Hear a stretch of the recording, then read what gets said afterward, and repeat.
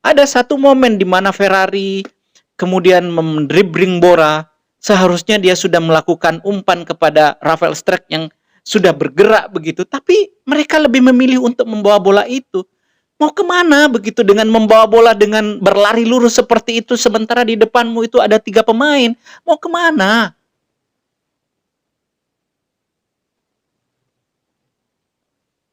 Saya tidak habis pikir. Padahal Rafael Struijk itu sudah membuka ruang gitu loh. Sudah mencoba untuk sprint. Rafael Struijk satu-satunya pemain diaspora itu justru lebih bagus tampilnya. Ya, terutama pada sisi tekniknya serta visi bermainnya. Banyak sekali teman-teman case-case yang membuat Rafael Struijk itu merasa frustasi karena aliran bola ke dia tidak terlalu banyak. Dia harus menjemput bola dan sebagainya. Sangat-sangat buruk.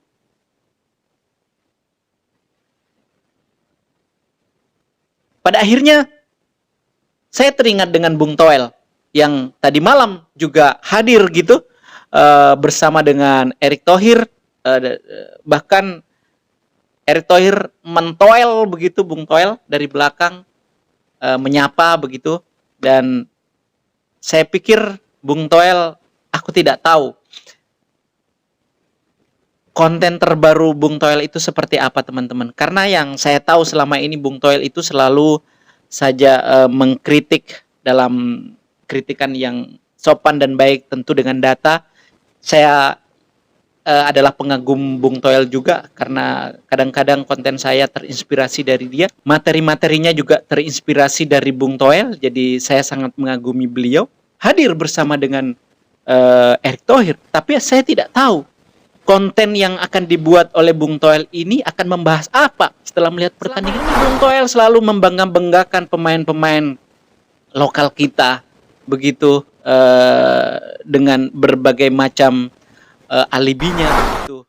Ya, itulah yang saya katakan bahwa sejujurnya kita akui atau tidak bahwasanya pemain diaspora itu jauh lebih baik sebetulnya daripada pemain-pemain lokal kita. Mohon maaf, teman-teman, pemain kita hancur-hancuran. Timnas Indonesia tadi malam hancur-hancuran. Sama sekali tidak menarik untuk ditonton permainan. Baik maupun secara untuk PB Bhinneka, hati-hati di jalan Pak. Teruskan perjuangan. Kalau saya sendiri secara pribadi Pak Bro. Assalamualaikum warahmatullahi wabarakatuh. Apa kabar teman-teman? Semoga hari ini kita semua sehat. Jumpa lagi bersama Biodika Sport Channel di sini. Kita kembali akan membahas tentang bagaimana pertandingan Timnas Indonesia tadi malam antara Indonesia melawan Laos begitu, yang kemudian berbagi skor 3-3 teman-teman di matchday kedua di grup A ini ya. Sebelumnya kemarin juga Indonesia mampu meraih satu kemenangan penting, dan kemenangan itu juga didapatkan dengan cara yang sangat luar biasa, sangat bersusah payah, yang semestinya melawan Myanmar itu kita di atas kertas begitu kita mampu harusnya memenangkan lebih dari 1 gol, tapi pertandingan kemarin faktanya kita kesulitan untuk mencetak gol lebih dari 1, dan itu sudah merupakan sebuah hadiah tersendiri teman-teman ya untuk permainan untuk Timnas Indonesia, karena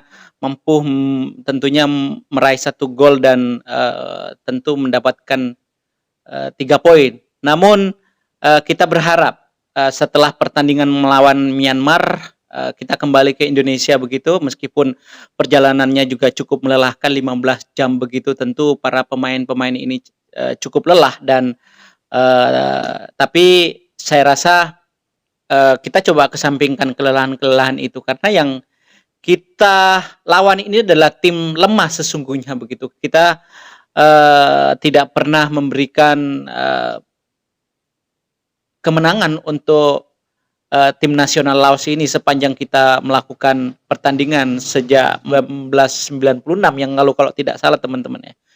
Kita secara grafik, secara hitung-hitungan di atas kertas, harusnya kita mampu mendominasi timnas Laos ini teman-teman. Tapi nyatanya tidaklah seperti yang kita bayangkan begitu. Indonesia harus puas berbagi skor 3-3 dan ini menurut saya adalah hasil yang sangat merugikan buat Indonesia. Dan saya teringat dengan pertandingan Indonesia ketika melawan Arab Saudi.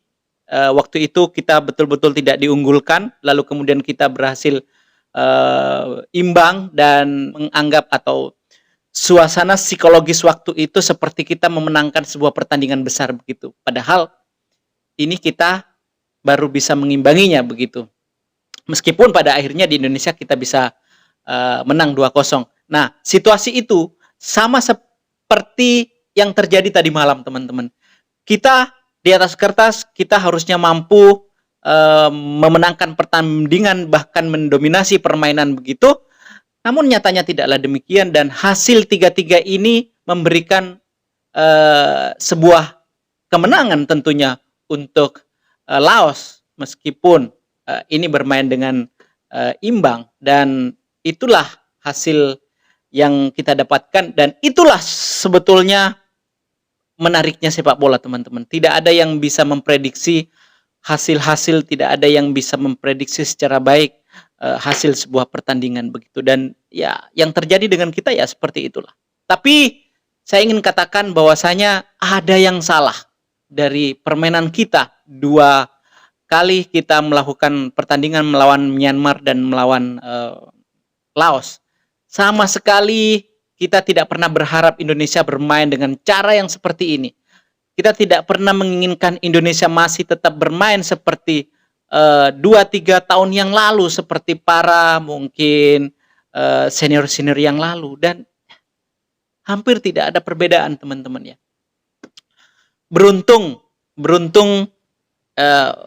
kita masih ada Rafael Strijk yang sedikit memberikan kesulitan-kesulitan di lini depan begitu, meskipun dia tidak mampu mencetak gol juga gitu. Tapi menurut saya pertandingan tadi malam itu bikin emosi, bikin kita ngerasa bahwa ini bukanlah skuad yang ideal atau bukanlah skuad yang bisa kita berharap banyak begitu loh. Kalau melihat dari pertandingan tadi malam dan pertandingan pada saat melawan Myanmar, kenapa tidak, teman-teman? Banyak sekali salah-salah passing, banyak sekali kontrol bola yang lepas begitu. Bahkan visi bermain tidak ada tampaknya. Karena apa? Karena mereka gugup, karena mereka tidak tahu harus berbuat apa. Itu yang saya sesalkan dari pertandingan tadi malam, teman-teman. Banyak orang yang prediksi bahwa kita akan menang besar melawan Laos. Dan banyak juga orang yang memprediksi bahwa kita akan meraih poin 6 di 2 pertandingan. Itu artinya di grup A, di grup B kita mampu berada di peringkat pertama. Meskipun hari ini kita masih berada di peringkat pertama tentunya. Tetapi kita hanya punya poin 4, teman-teman. Itu tidak cukup aman kita untuk sebetulnya ke fase grup. Dan ini mesti harus kita berjuang lebih baik lagi, berjuang lebih keras lagi untuk mengamankan posisi kita. Karena di hari Minggu besok, Vietnam sudah menunggu kita. Vietnam akan tertawa, Vietnam akan merasa tenang ketika melihat pertandingan kita tadi malam. Tidak ada beban menurut saya kalau Vietnam melihat cuplikan pertandingan kita. Mereka menganggap bahwa apa yang kita bayangkan, apa yang mereka bayangkan tentang timnas Indonesia tidaklah seperti yang mereka bayangkan. Kekhawatiran yang kemudian selama ini mengganggu psikologis mereka, mengganggu mental kita. Ketika melihat cuplikan pertandingan tadi malam, saya pikir sama sekali kemudian kekhawatiran itu menghilang begitu saja begitu. Dan itu artinya menguntungkan buat Vietnam nanti di pertandingan kita di hari Minggu, karena kekhawatiran yang tadinya kemudian sudah tentu ada di pikiran dia, itu kemudian secara perlahan menghilang melihat pertandingan kita yang begitu buruk tadi malam, teman-teman. Meskipun saya tahu ini adalah tim muda, tim yang diproyeksikan untuk SEA Games, tapi dengan cara bermain seperti ini yang aduh, saya tidak habis pikir begitu. Begitu teman-teman. Saya masih bingung nih sekarang.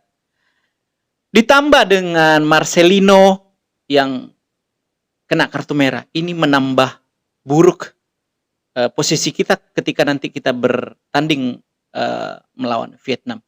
Marcelino adalah striker yang kita banggakan. Marcelino ini adalah striker yang memiliki kualitas individu yang sangat bagus, mampu mengecoh atau mampu menarik perhatian banyak pemain. Tapi sayangnya kontrol emosi Marcelino tadi malam juga tidaklah cukup baik, karena seharusnya Marcelino bisa melakukan pengambilan bola dengan cara elegan begitu, tapi dengan memberikan dua kaki dengan cara seperti itu, saya pikir itu bukanlah cara yang bagus begitu, Lino. Ya, jadi saya pikir ini adalah sesuatu yang buruk buat timnas Indonesia. Tapi saya bisa memahami karena Marcelino memang posisinya tidak pada posisi ideal. Dia cenderung untuk turun sedikit ke belakang begitu. Karena ya aliran bola juga tidak terlalu bagus. Posisi Marcelino seharusnya memang ada sedikit didorong sedikit ke depan, teman-teman. Tidaklah demikian. Kalau kita melihat pertandingan tadi malam begitu.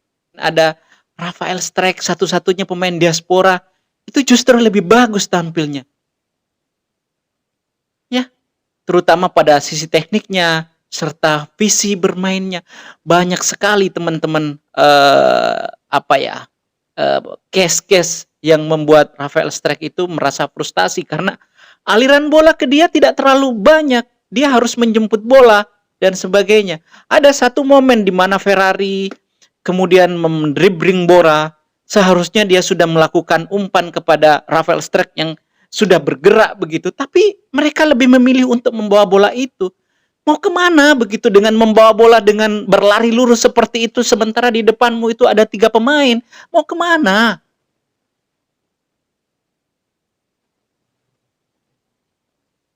Saya tidak habis pikir. Padahal Rafael Strijk itu sudah membuka ruang gitu loh. Sudah mencoba untuk sprint. Kenapa bola itu masih kau bawa saja begitu kan? Ya, itulah yang saya katakan bahwa sejujurnya kita akui atau tidak bahwasanya pemain diaspora itu jauh lebih baik sebetulnya daripada pemain-pemain lokal kita. Mohon maaf ini teman-teman, kalau kita mengukur dari satu pertandingan tadi malam saja, meskipun mungkin banyak orang mengatakan bahwa janganlah kita juga menyimpulkan dari satu pertandingan saja begitu. Ya, saya setuju. Tapi konten saya kali ini adalah betul-betul terinspirasi dari ukuran bermain kita tadi malam, teman-teman. Sangat-sangat buruk.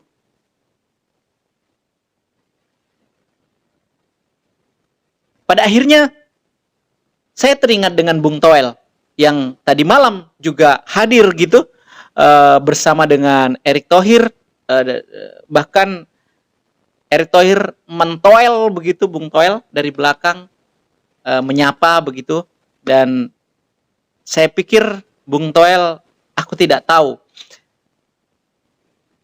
konten terbaru Bung Toel itu seperti apa teman-teman. Karena yang saya tahu selama ini Bung Toel itu selalu saja mengkritik dalam kritikan yang sopan dan baik, tentu dengan data.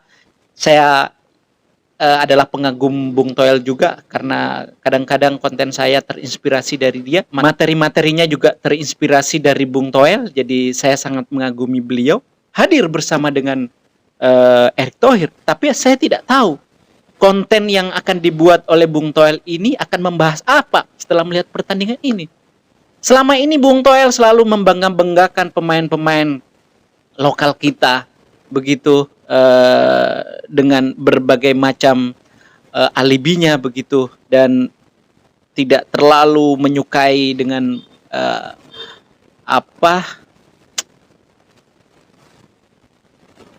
terobosan-terobosan yang dilakukan oleh PSSI, Federasi dan Sintayong ini dengan mendatangkan pemain berkualitas dari pemain keturunan begitu.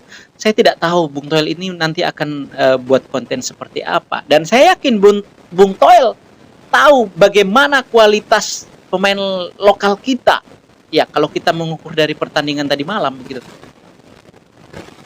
Passing aja susah gitu. Kontrol bolanya aja lepas. Passing justru diberikan kepada orang. Ini fakta. Ini fakta.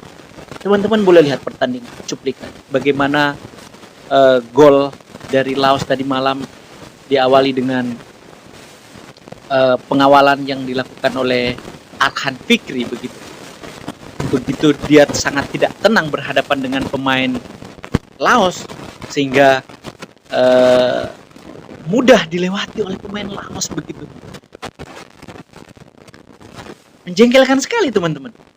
Serius ini ya, saya ngomong ini serius. Begitu mudah untuk dilewati. Padahal 1 lawan 1 seharusnya Arhan Fikri itu tidak begitu panik di depan pemain Laos sehingga kemudian mudah dilewati. Dan itulah kemudian awal mula salah satu gol yang diciptakan oleh pemain Laos karena kemudian gelandang Fikri ini tidak mampu menghalau bola begitu, tidak mampu mengawal dengan baik sehingga dia mampu mengirim ke sebelah kanan pertahanan Laos dan di situ ada satu striker juga dan akhirnya gol teman-teman. Meskipun ada dianggap gol bunuh diri tapi itu adalah hasil usaha yang baik yang dilakukan oleh pemain Laos. Saya kira Bung Toel akan tahu bagaimana kualitas pemain kita seperti itu. Begini teman-teman ya. Diakui atau tidak, kita suka atau tidak suka mendengar bahwasanya pemain diaspora ini memang jauh lebih baik kualitas permainannya ketimbang pemain kita. Pemain keturunan yang bermain di Eropa itu betul-betul bisa membantu timnas Indonesia kita untuk sebetulnya membawa timnas Indonesia senior kita ini bermain di level tertinggi begitu. Kalau hanya sekedar kita mengandalkan pemain-pemain lokal kita, kita tidak akan pernah sampai di round 3 kalau seperti ini permainannya. Mungkin sebagian Anda tidak setuju dengan apa yang saya katakan. Tapi faktanya. Fakta kalau kita mengukur dari pertandingan tadi malam. Meskipun ini juga adalah pemain-pemain muda begitu. Dan juga baru disiapkan beberapa minggu yang lalu. Tapi kontrolnya itu loh bos. Passingnya itu loh bos. Kualitasnya seperti apa? Lini tengah kita juga masih buruk. Tidak adanya gelandang-gelandang yang berkualitas. Aliran bola juga begitu buruk. Terlepas dari semuanya itu teman-teman. Meskipun kita berhasil mengimbangi atau berhasil bermain 3-3 dengan 10 pemain begitu. Tapi pemain kita hancur-hancuran. Timnas Indonesia tadi malam hancur-hancuran. Sama sekali tidak menarik untuk ditonton permainannya.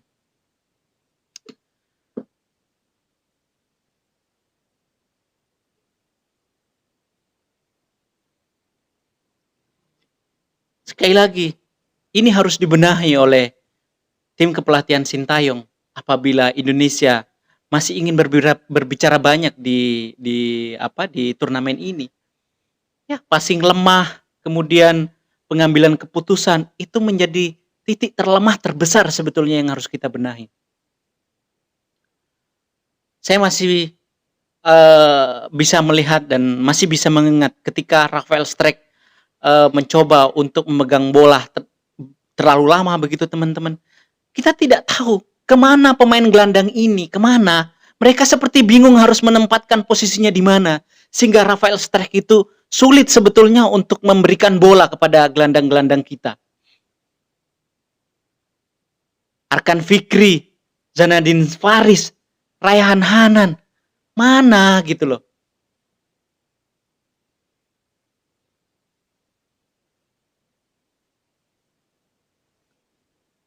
Kalau kemudian saya membandingkan dengan Ivar Jenner dengan bermain di kasta kedua Liga Belanda begitu, lalu kemudian dibandingkan dengan gelandang-gelandang kita yang ada sekarang yang bermain di Liga 1. Liga 1 ini Arhan Fikri sudah bermain di Liga 1 teman-teman. Zanedine Faris, Raihan Hanan. Tapi kualitas mereka beda jauh.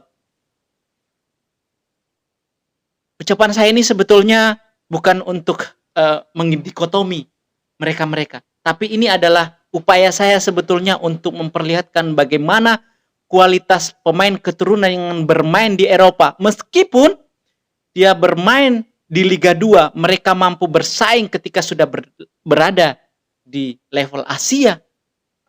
Visi mereka, kontrol mereka, passing mereka, semuanya berkualitas. Jadi tidak salah Sintayong mengatakan bahwa pemain Indonesia saat ini mesti harus belajar banyak. Kontrol saja masih belum bagus. Kan begitu. Mohon maaf, saya selama ini memuji-muji banyak timnas Indonesia, teman-teman. Tetapi melihat pertandingan tadi malam, seperti tidak ada progres yang baik, begitu.